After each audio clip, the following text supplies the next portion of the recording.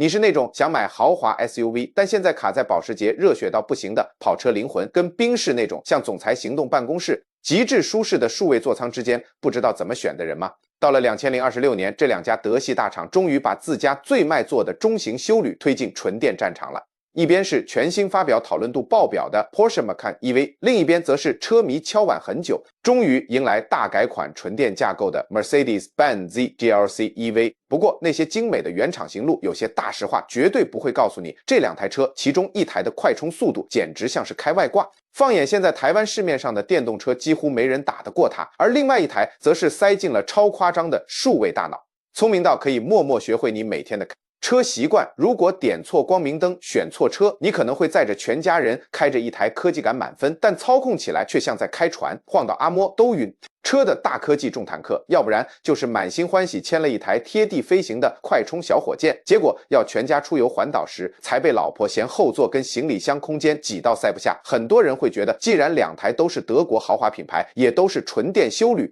骨子里应该大同小异吧？这误会可大了。这两台车代表的是两种完全不同的造车哲学。今天这支影片，我们就来彻底拆解2026年式的 Porsche Macan EV 跟 Mercedes-Benz GLC EV， 我们会直接对决他们的实际道路续航表现，最真实的0-100加速数据，车内那些逼死科技宅的超狂荧幕，还有台湾车友最关心的，到底要准备多少预算才牵得回家。台湾保时捷已经开出 Macan 4 EV 373万起的接单价，而 GLC EV 虽然下半年才要在台湾正式正面交锋，但市场早就传出风声，车友们都在看宾士这次开价有没有诚意。看完这支影片，你就会清清楚楚知道哪一台才是真正值得开进你家车库的梦幻神车，而哪一台其实只是在卖品牌光环而已。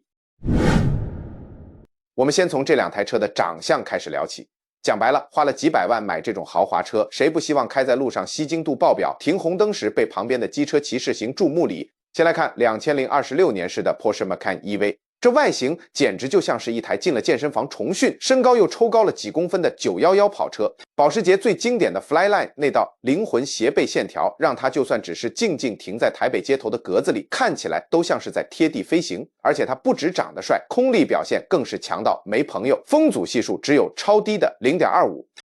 保时捷这次直接把跑车的主动式空力套件下放到休旅车上，时速一到，后尾翼会自己升起来，车头的进气格栅也会像百叶窗一样主动开闭。台湾车友在路上看到这台，最爱看它选配到22寸的超大铝圈，整个轮拱塞得满满的，那个第一趴蹲踞的战斗姿态，气势真的有够凶。头灯这次改成了分离式设计，上面是招牌的4点式骤型灯，主灯则偷偷藏在下面宝杆，看起来超有侵略性。那对手宾士呢？2026年式的 Mercedes-Benz GLC EV 走的就是完全不同的视觉路线，它没有想跟你拼输赢的跑车位，反而像是一颗被科技感淬炼过的圆润鹅卵石。这次外观最大的话题就是车头那个因为不需要进气而改成全封闭的星芒水箱护罩，里面密密麻麻塞了几百颗会发光的宾士小星芒，车灯亮起来的瞬间，那种奢华感简直像来到信义区的夜店，闪到不行。如果说保时捷走的是纽柏林赛道的硬派热血风，那宾士这台走的就是拉斯维加斯的奢华霓虹风。另外，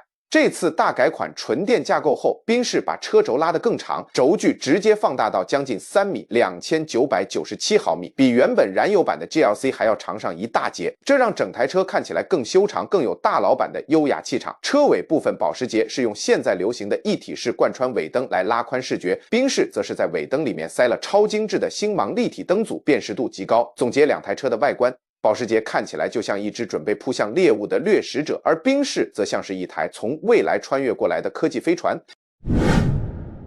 接下来我们要进入惊天对决的大肉搏战了，这两台车在骨子底下的差距从这里开始会被彻底拉开。首先来看 Porsche Macan EV， 它是采用保时捷跟奥迪共同开发的全新 PPE 纯电平台 Premium Platform Electric， 这可不是什么油改电的过渡产品，重点是它采用了 800V 的高压电气架构，这在电动车界就是高规格的代名词。在台湾市场，目前入门的后驱版 Macan EV 拥有360匹马力超收状态，而最主力也是接单量最大的 Macan 4 EV， 综效马力来到408匹，扭力高达66.3公斤米，0-100加速只要5.2秒。如果你是个对速度重度成瘾的狂热分子，那顶规的 Macan Turbo EV 简直就是一只电能怪兽。在 Overboost 模式下，它可以压榨出惊人的639匹马力和115.2千克 M 的狂暴扭力，0-100加速直接飙到3.3秒，这个数字，前几年的千万超级跑车看到它在红绿灯起步时都得敬畏3分。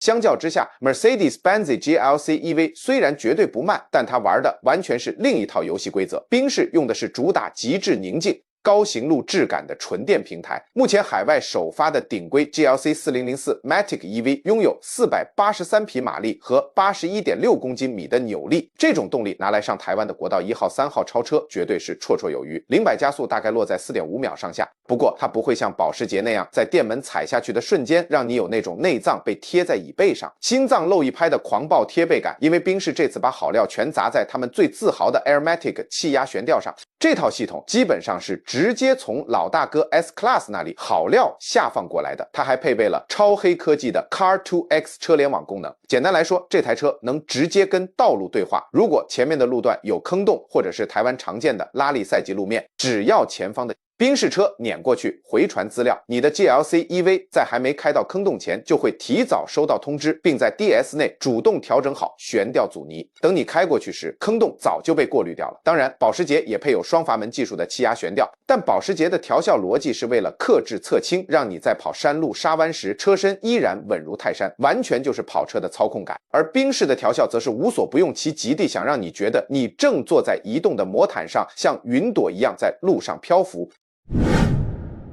再来聊聊续航力跟充电，这通常是大家决定要不要入手电动车最关键的卡关点。保时捷这次真的下重本，直接塞了一颗总容量100千瓦 H， 实际可用95千瓦 H 的大电池。正因为它有刚刚提到的 800V 高压架构，快充功率可以直接飙到惊人的270千瓦。如果你在台湾国道服务区或西滨快速道路旁找到够强的超充站，从 10% 充到 80%， 居然只要21分钟。喝杯咖啡，上个厕所，车子就喂饱了。讲到续航力，如果是看美国极严苛的 EPA 标准 ，Macan 4大概是495公里，入门单马达版更可以跑到将近507公里。如果换算成台湾车友看习惯的欧洲 WLTP 标准 ，Macan 4的官方续航其实可以来到613公里。对一台主打性能的运动休旅来说，这个续航拿来台北高雄来回，基本上是完全不需要有里程焦虑的。那我们来看对手宾士，宾士用的电池稍微小了一点点，是94千瓦 H 的锂电池。宾士官方目前喊出，在欧洲 WLTP 测试下，它有高达700多公里的恐怖续航，海外初期宣称440英里以上。不过台湾车友看到这种数据千万别被骗了，那都是实验室出来的理想值。在台湾的用车环境下，实际高速开冷气跑下来，真实的大概落在500公里左右，表现跟保时捷算是互有胜负。不过宾士这次留了一手黑科技，它的纯电架构最大快充功率居然可以顶到330千瓦，数据上甚至比保时捷还要快。官方宣称只要充10分钟就能帮你补进300公里的续航力，但是台湾电动车社群的资深车友都知道，保时捷强是强在它的充电高原期非常持久，能长期待在高功率，而宾士是不是只有几秒钟的真男人？这一点车友们都在等台湾第一批车主交车后的实测报告。另外，宾士 GLC EV 还有一个保时捷完全没放重点的超实用功能，双向充电 VFHVG。简单讲，如果台湾遇到大停电，这台车可以直接化身大型行动电源，倒灌电能回你家，帮你撑个好几天。相较之下，保时捷就没再管你停不停电了。它的造车哲学很单纯，就是用最快的速度帮你把电充饱，然后让你赶快开回路上，继续享受踩下电门的快感。一进到这两台车的车舱，你会觉得自己像是穿越到两个完全不同的平行世界。先来看 Porsche Macan EV， 它的座舱完完全全是驾驶导向，你一坐进去就会发现它的坐姿调得非常低，方向盘盘径偏小，但握感非常扎实，一握上去热血感就来了。在你正前方迎来的是一个 12.6 寸的曲面数位仪表，中控台则是一个 10.9 寸的中央触控荧幕。当然，既然是保时捷，副驾驶座前方也可以让你加选一个 10.9 寸的乘客娱乐荧幕，让另一半在副驾追剧或玩游戏，而且这荧幕有防窥设计，驾驶从旁边看过去是一片黑，完全不会影响开车分心。最贴心的是，保时捷这次依然坚持保留了冷气空调的实体按键。台湾很多车友开电动车最讨厌的一点，就是连调个温度、切换风量都要在荧幕选单里滑来滑去，翻个半天。保时捷有这几颗实体键，在盲操时真的要给它大大的赞。那对手宾士呢？2026年式的 Mercedes-Benz GLC EV 走的就是一条极致疯狂的荧幕塞满路线，它直接把最顶规的 M-Box Hyperscreen 超大型一体式曲面荧幕给端了上来，整片玻璃从驾驶座一路延伸到副驾驶座，宽度高达将近40寸，坐在车里看过去，简直就像在车内装了一台大电视，视觉震撼力十足。而且它骨子里搭载了宾士最新的 MB-OS 作业系统，这套系统厉害的地方在于，它有主动学习的 AI 脑袋，会去记住你的日常习惯。举例来说，如果你每天下班在环东大道上塞车时，固定会在下午5点打电话给妈妈或老婆，时间一到，系统就会自动把他们的联络资讯跳在荧幕最显眼的地方。另外，宾士最会玩的主动式环景气氛灯在这台车上也玩出了新高度，它不只好看，还跟安全系统结合。如果你在国道上开到晃神，车子快要压线飘出车道时，整排气氛灯会立刻狂闪红光警告你。如果你把冷气调冷，它会流动蓝光，甚至它还有一套声音视觉化科技，播音乐的时候气氛灯会跟着节奏在车里疯狂跳舞。台湾很多网友常开玩笑说宾士是豪华版的电子花车，虽然高调，但那个视觉张力 Wow Factor 真的没话说。总结内装体感，宾士的科技座舱绝对会让第一眼看到的人惊呼连连，但保时捷的内装则是把钱砸在你看不到的细节与组装质感上，散发着老牌德国工艺那种精致扎实的贵气。既然你想买的是休旅车，那你日常一定有载人、载行李，甚至载一堆装备的需求。这时候两台车的空间实用性一比高下立判。我们先来看 Porsche Macan EV， 它这次多了电动车专属的前行李箱 Frunk， 容量大约有84公升，拿来放随车充电线、洗车工具或是随手买的小提袋非常刚好。不过后车厢的标准容积只有540公升，就算把后座座椅全部倾倒，也只能扩充到1316公升。原因大家看外观就知道，保时捷为了追求那道帅到没朋友的跑车斜背线条，牺牲了后半部的挑高空间。所以如果你想塞几个大件的露营冰桶，或是搬家时要载比较高的大纸箱，空间就会显得有点紧绷。那对手宾士呢，在空间实用性的战场上 Mercedes-Benz GLC EV 简直是把保时捷按在地上摩擦，轻松完胜。首先它的前行李箱做得更大，容量有将近128公升，后车厢表现更夸张，在后座没倒的情况下就有将近570公升的胃口，如果把椅背全平放，直接暴增到1738公升，加上宾士维持了比较传统方正的休旅车顶线条，你要塞大行李箱、载高底盘的小折单车，甚至去好事多大采购，都比保时捷好放太多了。更不用说宾士这次拉长了车轴，轴距来到将近3米2970毫米，这让后半部的车室空间大解放。后座乘客不论是膝部还是头部空间都比保时捷还要宽敞。如果你的用车需求是家里有正在抽高的小孩，或者是放假常常要载全家人出游环岛，载满露营装备，那空间更大、坐起来更舒适的宾士绝对是能让太座和全家人都满意的标准答案。最后我们来面对最现实的现实大考验，那就是价格。先说实话， Porsche Macan EV 的身价真的不便宜。台湾保时捷目前公布的官方接单建议售价，最入门的单马达后驱版就要358万起，主力的 Macan 4 EV 是373万起。如果你想要性能最狂暴的 Macan Turbo EV， 直接是541万起跳，而且这还只是空车裸车价哦。大家都知道，买保时捷最厉害的就是他们名扬海内外的选配地狱。在台湾买 Porsche， 你不加个50万、100万的选配，车子牵出去真的会被笑是阳春版。稍微点一下跑车技师套件、真皮内装、大轮圈和特殊车色，一台 Macan 4的总体总价随随便便就会冲破450万，甚至上看500万。相比之下 Mercedes-Benz GLC EV 对于一般豪华车买家来说亲民太多了。虽然目前台湾宾士还在做最后的规格与价格确认，但根据海外市场的定价策略来推算，引进台湾后入门款纯电 GLC 预估会落在290万到310万之间，而性能好一点的 GLC 4004 Matic 预估大约会落在340万到360万的区间。你看两台车一开场，价差就直接是一部国产车的距离了。多花这上百万的预算，保时捷带给你的是强大好几倍的操驾性能、盾牌徽章的极致虚荣感，还有开在路上大家都知道你很有钱的顶级气场。但如果你选择宾士，你却可以用更低的预算换到塞满满的未来科技，大到全家满意的后座空间，以及像坐在云朵上的舒适行路质感。